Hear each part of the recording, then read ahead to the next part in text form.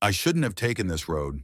The last light of the setting sun was barely a smear of orange behind the hills when I decided to cut through this back road. It wasn't on my usual route, but my GPS was acting up, and I figured I could save some time.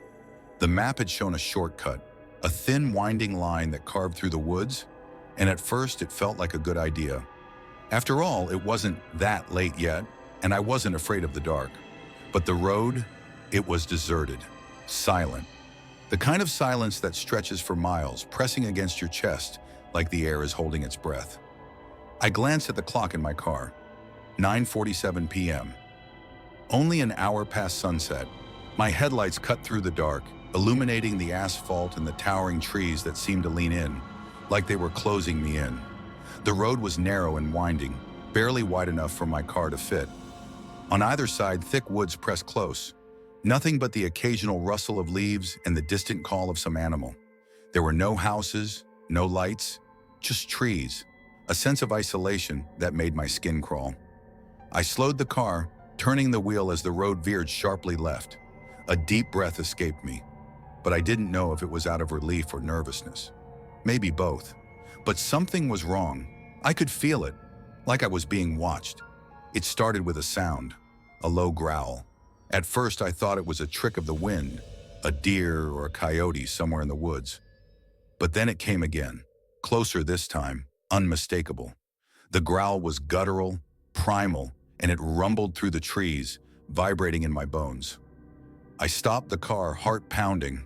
The engine sputtered for a moment before I turned it off completely. Silence fell again. Too much silence. I sat there for a few moments, trying to convince myself it was nothing, but the hairs on the back of my neck stood straight up. My hands gripped the steering wheel so tightly my knuckles were white. I tried to start the car again. Nothing. The engine sputtered once more, and then died. My stomach turned, and I reached for my phone, only to find that there was no signal. Of course there wouldn't be. I was miles from anything, in the middle of nowhere. The growl came again, sharper this time, closer, and a chill ran down my spine. The woods around me suddenly felt too alive, as if they were pressing in from all sides. I cracked the window, hoping to catch a sound or a glimpse of something, anything to make sense of what was happening. That's when I saw it. Two glowing eyes, yellow and fierce, pierced the darkness on the edge of the road. At first, I thought it was a trick of the light, but then they blinked, slow and deliberate, like they were studying me. I froze. My heartbeat thundered in my ears. Then the figure emerged from the trees. It was massive, towering, its fur dark and matted, rippling with muscle. Its shoulders were too broad, its stance too hunched, like a predator that had learned to walk upright. The moonlight caught the glint of teeth as it snarled, and I could see the saliva dripping from its fangs, hitting the ground with a sickening splat. My body tensed, my breath hitching in my throat. It was no bear, no coyote. It was something far worse.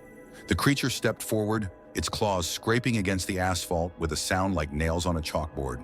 I slammed my foot onto the gas pedal, but nothing happened. The engine just sputtered again, like it was laughing at me. It didn't matter. The creature was already closing the distance between us. The growl had turned into a low, vibrating snarl, and as it got closer, the stench of wet fur and something rotting filled the car. I tried to breathe through it, to think, but fear paralyzed me.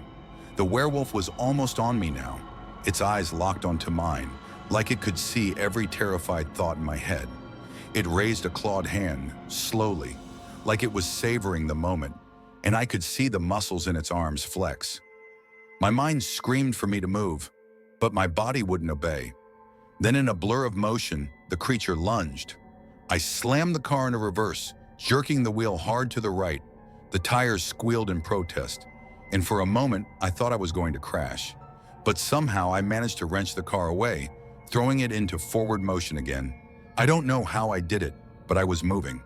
My foot pounding the gas pedal, my hands shaking violently as I tried to keep control of the wheel. I didn't stop until I reached a gas station. I parked and just sat there, fully taking in what had just happened. Thankfully, I was able to get away, but it's a reminder as to what can be lurking out there. I consider myself lucky. If you find yourself on an unfamiliar, desolate road out there, Be careful. You never know what you might run into. The howl of the Appalachian. It started as a regular hike, at least that's what I told myself as my boots crunched against the fallen leaves. I was with Ryan, my longtime friend, and we were making our way up the Appalachian Trail.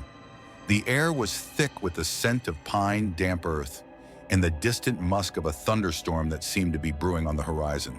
The clouds were a bruised purple, and the mountains with their jagged ridges seemed to hold their breath in the stillness before the storm. "Think we'll make it to the summit before it rains?" Ryan asked, his voice breaking the quiet.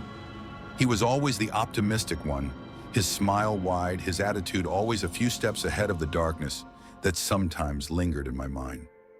"I don't know," I replied, shifting the straps of my backpack and glancing at the sky. "We might have to make camp early if it hits hard." We kept climbing, our breaths growing heavier with each step. The trail was narrow in some spots, a steep drop on one side, dense trees rising like silent sentinels on the other.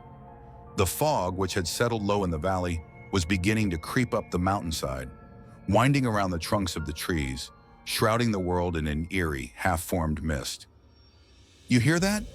Ryan's voice cut through the stillness, his eyes scanning the woods. At first I thought he was talking about the wind picking up, or maybe the distant rustle of small animals moving through the underbrush. But then I heard it too, a low, guttural growl. Not from an animal I could place immediately, but deep and resonant, like it was coming from the very earth itself. I froze, my heart beginning to race. "Did you hear that?" Ryan nodded, his eyes wide now. "Yeah, I think it came from over there." He pointed toward a thick patch of trees just ahead. The growl came again, louder this time, closer. My instincts screamed at me to turn back, but there was nowhere to go.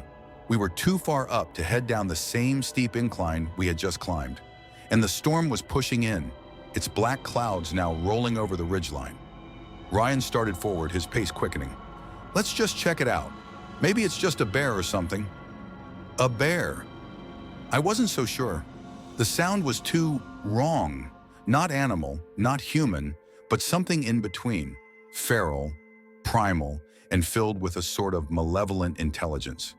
We moved cautiously, our steps slow, the fog wrapping around us like a cold, wet blanket. It felt like the forest was holding its breath, waiting. As we approached a clearing, the smell hit me. A stench of wet fur, blood, and something more metallic, like rusted iron. I felt the hairs on the back of my neck stand up.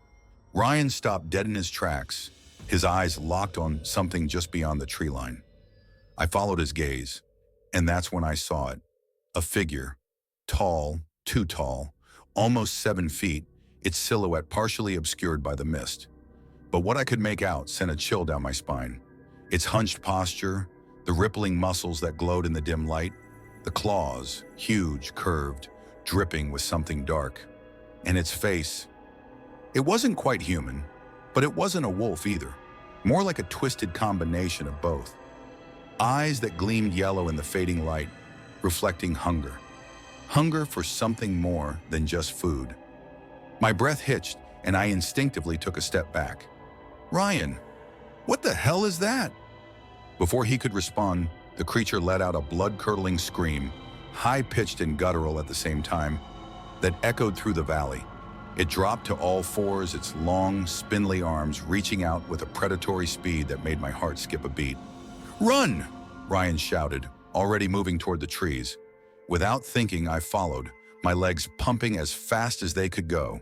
The creature's growl followed us, closer now, its footfalls heavy and rapid, like thunder breaking apart the quiet of the mountain.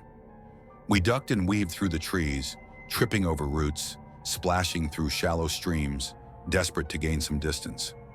My breath was ragged, my chest burning, but there was no time to stop, no time to think, only to run. And then, silence. I dared a glance over my shoulder.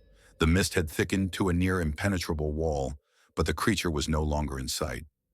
Ryan slowed, but I could hear his ragged breathing. We stopped, chests heaving, both of us scanning the trees around us. The storm had broken now, fat drops of rain falling from the sky like cold needles. But the fear didn't dissipate. In fact, the longer we stood there, the more I could feel it. Something was watching us. "Did we lose it?" Ryan asked, his voice barely above a whisper. "I don't know," I muttered, but even as I said it, I didn't believe it. A soft rustling sound came from our left, just beyond the trees. I whipped my head in that direction, but saw nothing. And then I heard it again, the unmistakable sound of claws scraping against bark. And a growl so close now, I could feel the vibration of it in my chest. Before I could even react, the creature lunged from the darkness, its massive form crashing through the underbrush with terrifying speed. Ryan shouted as it slashed at him, its claws catching his jacket and ripping it apart in a single swipe. Panic surged through me as I grabbed Ryan's arm, pulling him back just as the creature's eyes locked onto mine. In that moment, I saw something in those eyes, a deep, ancient hunger, as though it had been waiting for something. Someone. I wasn't sure how we made it out of there. My feet moved on their own, as if they knew the path even as my mind screamed at me to stop. The last thing I remember is Ryan dragging me up a steep incline, both of us slipping and falling in the wet mud. I could hear the creature behind us, its growl vibrating through the earth, but it never reached us. When we finally collapsed on the summit, gasping for breath, the creature was gone. The rain was pouring now, the storm in full force, but the thing that had hunted us through the woods didn't matter anymore. Not at that moment. We were alive, but I knew, we both knew, that whatever that thing was, it was still out there. Somewhere in the Appalachian woods, watching, waiting, and next time, it might not be so forgiving.